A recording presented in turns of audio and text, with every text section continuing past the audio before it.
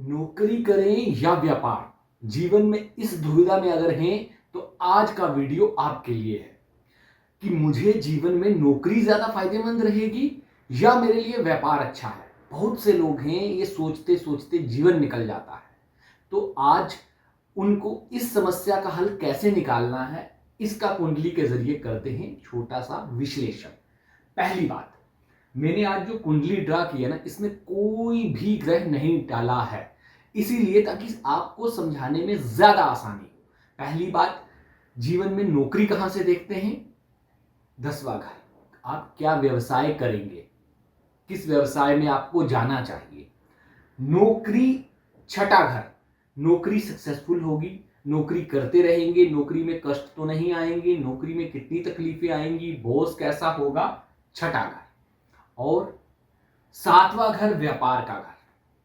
7वें घर से आप ये जानेंगे कि मुझे व्यापार रहेगा सूटेबल या नौकरी रहेगी। इसके अलावा 11वां घर होता है अदर इनकम सोर्सेज का, कि नौकरी के अलावा भी मैं कोई लॉबिंग वगैरह कर सकता हूं, कुछ एक्स्ट्रा इनकम सोर्सेज होंगे, कहीं से मुझे धन की प्राप्ति होगी। लेकिन आज एक्स्ट्रा इनकम सोर्सेज की बात भी नहीं करेंगे, आज धन घर की बात भी नहीं करेंगे। इन दोनों घरों की बात इसलिए नहीं करेंगे क्योंकि अगर इन दोनों पर आएंगे तो मेन मुद्दे से हट जाएंगे।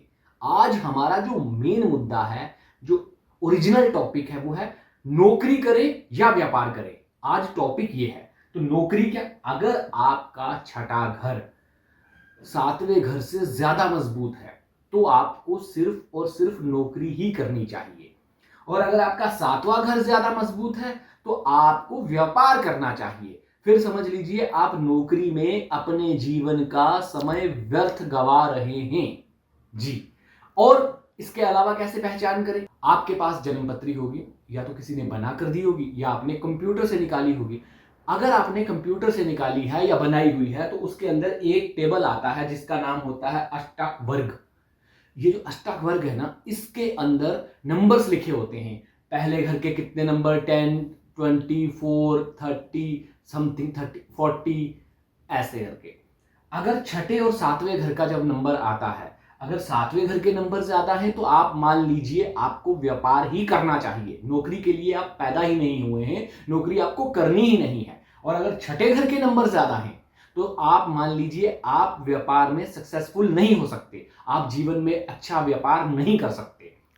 कैसे, एक बार मैं आपको फिर से सैंपल बता देता हूं। ये छठा घर 7वां घर अष्टक वर्ग के जरिए आप देख लीजिए। ये अष्टक वर्ग टेबल है, इसमें जिसके नंबर ज्यादा हुए आपके लिए वो फायदेमंद। अगर छठे घर के नंबर ज्यादा हुए तो छठा घर फायदेमंद, मतलब नौकरी फायदेमंद। और 7वें घर के नंबर ज्यादा हुए तो मतलब व्यापार फायदेमंद। तो आज आपके इस छोटे से कंसेप्ट को बिल्कुल आसान तरीके से मैंने सॉल्व कर दिया है। कोई आगे पीछे ग्रह नहीं, सिर्फ छठे और 7वें घर को अष्टक वर्ग में जाइए, देखिए कि किसके नंबर ज्यादा हैं। अगर नंबर ज्यादा हैं 7वें के तो व्यापार कीजिए, छोटा मोटा व्यापार से शुरू कीजिए, बड़े कारोबार की ओर जाइए। और अगर नंबर ज्यादा हैं छठे घर के तो फिर सीधा सीधा मतलब है कि आपको व्यापार नहीं सूट करेगा, आपको नौकरी ही करते रहना चाहिए। बाकी की बातें बाद में, कि यहां पर कुंडली में कहते हैं ना, ये बृहस्पति का घर है, बृहस्पति कहां बैठा हुआ है।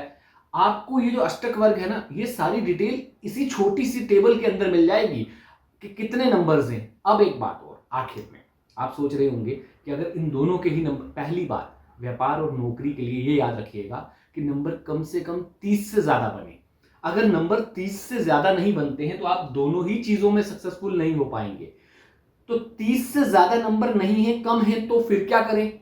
सवाल तो ये भी है। तो फिर नौकरी भी करें, पार्ट टाइम छोटे मोटे बिजनेस भी करते रहें, दोनों को मिलाकर करते रहें। लेकिन अगर नंबर 30 से ज्यादा हैं तो फिर उसी काम को करें जो आपकी कुंडली बता रही है। व्यापार बता रही है तो व्यापार करें, नौकरी बता रही है तो नौकरी करें। तो आज के लिए इतना ही। आप समझ गए होंगे नौकरी और व्यापार में से आपके लिए बेस्ट क्या है। अगली बार फिर किसी अच्छे विषय पर चर्चा करेंगे।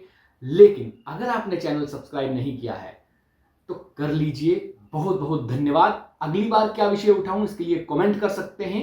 आज के लिए इतना ही।